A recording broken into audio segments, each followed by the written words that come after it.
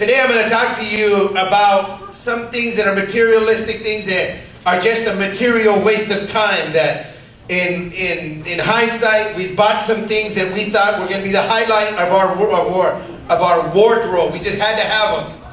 I remember when Beat It came out with Michael Jackson in that little red jacket with the zippers. I just had to have it. I used to mow lawns, so I was saving my money, and I could already see myself, just wearing that red jacket with the zippers. And I wouldn't buy it, and I would sit in front of the mirror and go, doom, doom, doom, doom, doom, doom. You should have seen me. I'd stand in front of me. And I remember saving up for a long time to buy it. And I remember when I had to have my members-only jacket, with the little lapel things right here. It was exciting to me, to do that. But then I grew up. Some people never grow up. And they still got to have these material things. Matthew chapter 6, verse 19 says, "Do not store up for yourselves treasures on earth." Where? Where moth and rust destroy, and where thieves break in and steal. This is not a disciple talking. This isn't some writer talking. This is Jesus Christ, the living God incarnate walking on earth, is telling you this morning, be careful that you don't store up things on earth. Because moths and rust can destroy them, and people can steal them. The Greek in this passage literally says these words, do not treasure earthly things. That's literally what it says. Do not treasure earthly things. You cannot make material things your driving force. The thing that you most desire cannot be those material things on this earth. There are things on this earth more important than material things. We just went in and watched, the family and I went to see The Prince of Persia. And you know me, I don't talk about movies, and I don't usually go to movies. This is the first movie I've been to since the Bourne Ultimatum or the Bourne Supremacy. And I recommend you go see The Prince of Persia. It's a good movie. No swear words, no sexual themes. It's a very good movie. But at the end of the movie, one of the protagonists tells the antagonist, and he says to him, you had everything in this world. You had family, you had love. You had people who cared for you. And you gave it all up because you wanted power. You wanted power. You wanted all the riches of the world, and it cost you the things that are most important. I'm here to tell you this morning that things that we should be treasuring on earth are family and friends, not material things. There are people that define themselves by what they have and what they do not have. For example, there are people overcome by feelings and emotions. If they do not have this or that, they're not happy, they're sad, they're bitter, and they're angry. It might actually be wrong for believers, people who call themselves followers of Jesus Christ, to get emotionally wrapped up or attached to things that are on this earth. Now, I can't take the Bible and prove to you. I cannot take the scriptures and tell you and prove to you that if you're emotionally wrapped up in material things, you're going to go to hell. No, I cannot do that this morning. No les puedo decir que se van a ir al infierno si tienen cosas materiales. But what I can tell you this morning is the Word of God says, do not treasure those things on earth.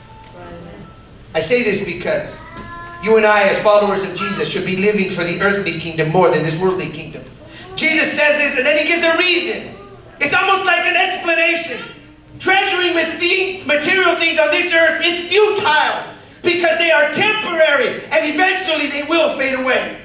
So Jesus doesn't only give you a command, don't treasure these things on earth. He tells you, don't do it because they're not going to last forever.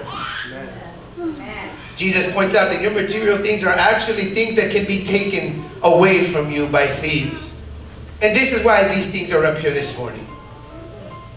I told you earlier these were the gifts for the Father's Day giveaway next week. No, they're not.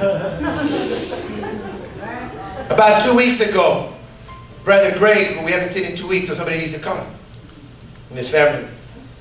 Brother Greg is building me a trailer to put my motorcycle on, because when my wife and I go on trips to the coast, the motorcycle from here to the coast bothers her, but driving up and down the coast, she's okay. So he's building me a motorcycle. So I have a friend that owns a recycling junkyard type thing, but it's not junked cars, it's a recycling place. And he told me, he goes, Eli, because I went and got some diamond plate from him that you guys see on my pulpit that my wife's not letting me use today. He said, I have rims here. Don't go buy rims. Don't go spend money on rims. I'll give you rims. So, I took him up on the offer, and I went to the place where he has the rims, piles of rims. And I walked into this part of the wrecking yard or the recycling yard. where he had 6-foot containers, the kind that people put garbage in, those big ones that they have to pick up with the forks, you know, to put on top of them. They're 6 feet high. I mean, they're taller than me. Stacked 3 high. Stacked 3 high, people. And about 10 to 15 rows deep, full of rims like these. Now, I had to dig through these to try to find the ones, and what's happened now is they're setting apart the ones that look like they're universal because we don't know what's going to fit on this trailer. But I was sitting there looking at this mountain of rims. I started to wonder, these were at some time somebody's priority in their life. They absolutely had to have these rims. Come on, come on. Now, I speak to you this morning, don't get offended. I have 20-inch wheels on my truck. But they came with the truck. You know that I have wheels on my 69 Mustang, but they came with the Mustang. The Expedition has stock wheels. So if you are a person that has nice wheels on your truck or on your car, I'm not here to put you down today because I have nice wheels on my car. They came with my car. The issue is this. This is a 22-inch wheel right here. It's worth over $3,600 for a set of 4. And the top row, all but this one, are 22-inch wheels. Now, he had 24-inch wheels there, bigger. But this is all that fit in my truck, so I had to go to the smaller ones and get the 20-inch wheels, the 20-inch wheels, the ones down there. These 20-inch wheels, the one on the end, a set of those is about $2,800 before tires. Now, these little ones over here, the little ones here on the side, and the little one over there, they're 17-inch wheels and 15-inch wheels. These are only worth about $1,000.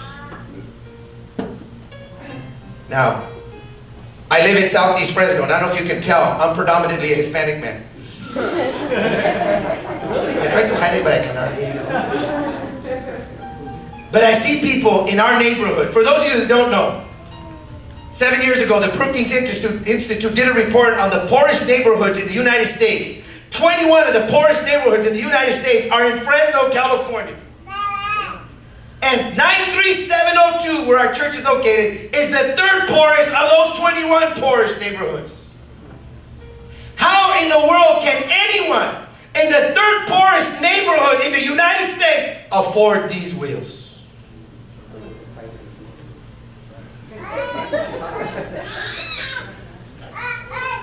Now, I want you to realize, to get a set of these, brand new, you're going to pay $3,600.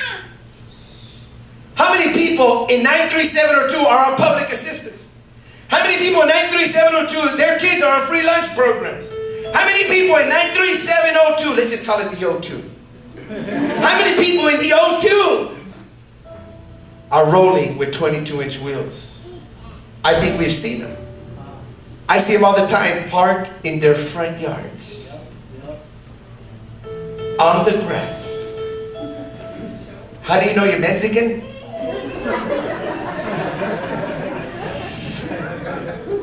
You parked the car on the front grass. That means you're Mexican.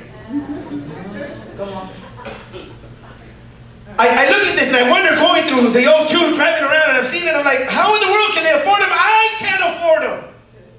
I have a master's degree. I am in the top 2 percentile of educated people in the city of Fresno. My wife is a school teacher. We are educated people who live in Sunnyside, and we can afford these wheels. Yet people are rolling them in the O2. Yep, come on. And if they got real money, guess what?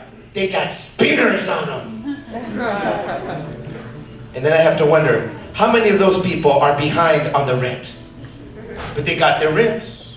How many of those people are behind on their bills? But they got the rims. How many of those people went and charged them at American Tire? $3,600. But they got them at a really low interest rate of 12.5%, which you're going to pay over 4 years. And they're going to end up paying about $6,000 for those wheels. How many of those people are putting money away for their college, for their kids' tuition, so that they can go to school and get out of the O2? Now, there's nothing wrong with the O2. I love the O2. We pastor in the O2. Our church is in the O2. And when we move to Cedar and Belmont, we'll still be in the O2. We'll just be half a street away from the freeway in the O2. Is there anything wrong with these rims? No. If I go outside and I see them in your car, there's nothing wrong with them if you can afford them. But if you treasure them, then there's a problem. If you're making them the most important thing, I gotta have rims. Now, somebody earlier laughed when I said, how can they afford them? It said, They stole them. Hence why they park in the front yard, right by their bedroom, and have their kids in the back sleeping on the colchon.